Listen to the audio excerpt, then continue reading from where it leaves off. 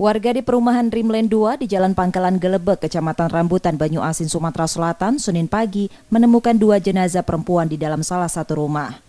Belakangan jenazah tersebut diketahui Henry Rangkuti Riasari dan Mailani yang merupakan tante dan keponakan. Polisi dari Polsek Rambutan yang mendatangi lokasi saat melakukan olah TKP menemukan jenazah dalam kondisi luka berada di dalam kamar.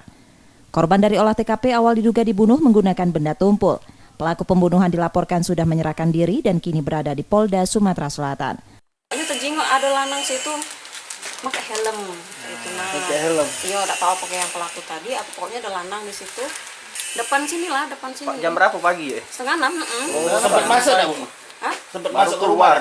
Dia tuh keluar dari rumah Dia tuh cuma ngintip. Kalau ngintip kan dia fokusnya ke motor kan. Cuma sekilas terjenguk ada orang pakai helm, kayaknya sih dia ngomong kayaknya gitu.